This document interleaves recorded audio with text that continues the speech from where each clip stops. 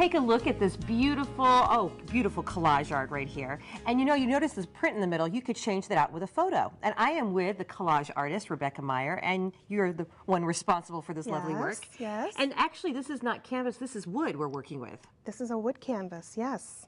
How did you get started?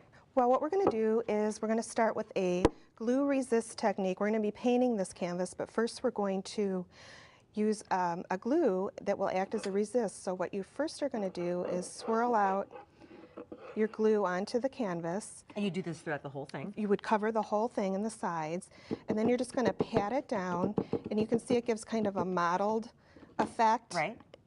And you would let that dry, and what you have is a whole covered piece with the glue.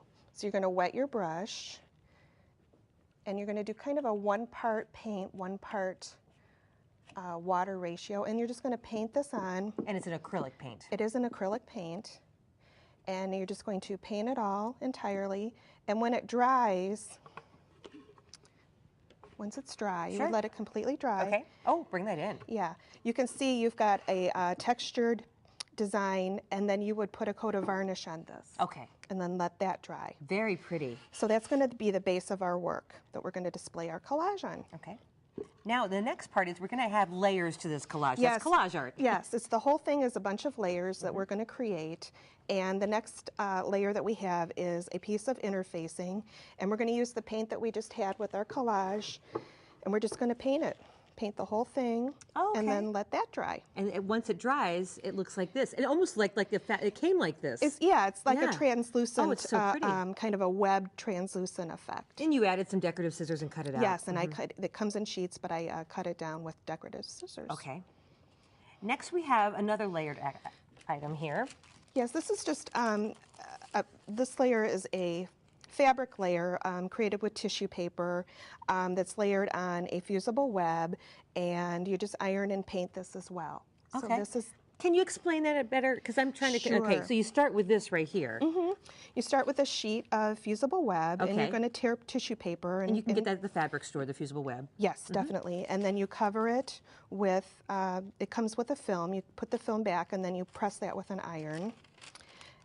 And then remove the film, and then you can paint it. Okay, wow. With acrylic paints. And then? I like to use metallic paint. Oh, that makes it show up Yeah, really it makes nicely. it shiny and gives it a real pretty sheen to it. It's almost like you created your own paper. Go ahead. Yeah, so then once you've got it painted, you pull off the backing, and then you're going to fuse it onto a piece of muslin or fabric. Using an iron? Yes, okay. And you always want to cover this with the release paper or the film. And there are instructions with the fusible webbing, so you can really go through that a little more detailed. Okay. Yes. I'm going to bring over the metal. Is that next? Yes, our metal, yeah.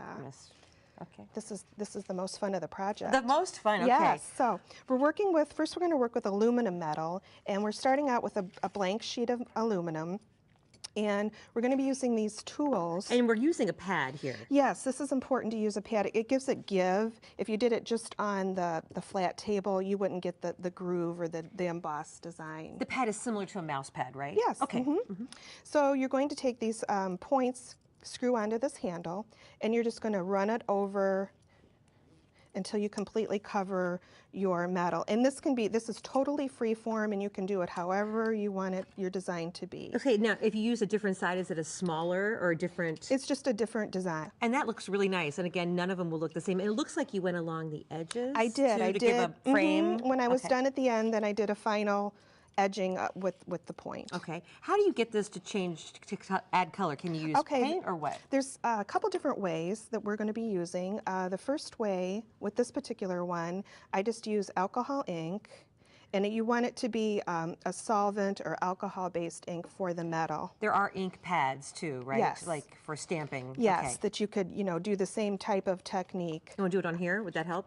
It doesn't matter which side you work on? Shiny or dull? Or? No, it doesn't. Okay. And you just keep adding it. Okay. Yeah, so you would let it dry, and this one has a little bit more color. You can see you just keep adding your color until you're happy with the color that you want to achieve. Okay. And then you have another kind of metal. So the next metal is the copper metal, which I have punched first with a paper punch. Should I punch it or? Sure. Okay, it's real simple.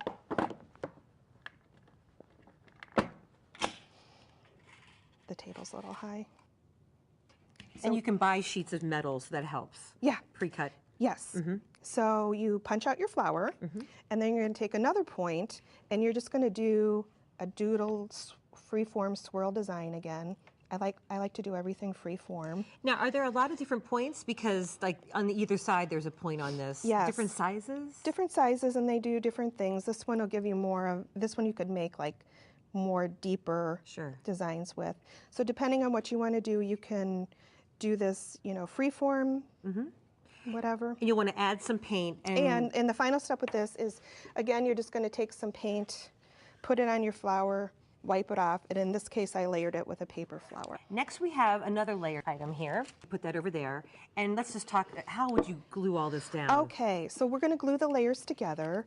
The interfacing layer I glued with a tacky glue, as well as the fabric layer. And you can use a fabric glue too on that. Yes, definitely. And then these two, we needed to use metal tape to adhere those. And finally, then I glued using a extra strength glue, I glued that to the bottom. Okay, we want to see our final one again, and just, there's so many different kinds of ways to decorate these wood canvases too. Yeah, they're a great surface to display anything. They are.